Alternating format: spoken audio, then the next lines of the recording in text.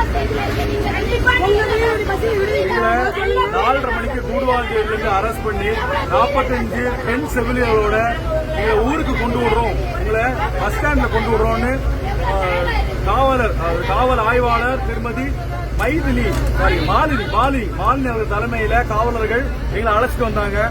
6 மணி ஆன பிறகு என்ன சொன்னாங்கன்னா, உங்களை ரிலீஸ் பண்ணிட்டோம்னு சொன்னாங்க.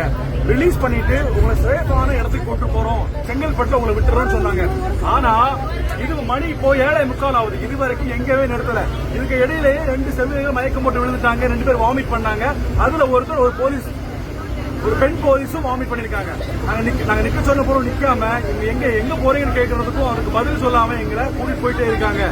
6 மணிக்கு பிறகும் ரிலீஸ் பண்ண பிறகு இவங்க எங்க கடத்திட்டு போறான்றத சொல்லவே இல்லை.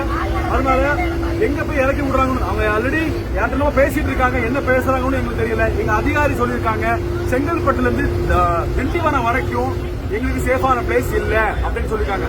நாங்க அவங்கள சேஃபான பிளேஸ் இல்லைன்னா அந்த லிமிட்ல வர போலீஸ் ஸ்டேஷன் எங்களை இறக்கி விடுங்கன்னு சொல்லியிருக்கோம். அதுக்கும் இவங்களுக்கு மனம் இல்லை. அதனால தமிழக அரசுக்கு இவங்க கெட்ட பேரை ஏற்படுத்தி விடுறது இவங்க மட்டும்தான். பொதுமக்களாகி நீங்க இந்த வீடியோ பார்த்துட்டு எல்லாருக்கும் ஷேர் பண்ணுங்க. இந்த காவல்துறை லட்சணம் ஊருக்கே தெரியட்டும். இந்த மாதிரி பெண்களை அடக்கி வச்சுட்டு எங்கெல்லாம கூட்டு போறாங்க, பேர் இடத்துக்கு கூட்டு போறாங்க. அவங்க குடும்பங்களுக்கு அவங்க பார்க்க வேண்டாமா? எங்கெல்லாம போய் கேட்கறது பதில சொல்ல மாட்டேங்கிறாங்க.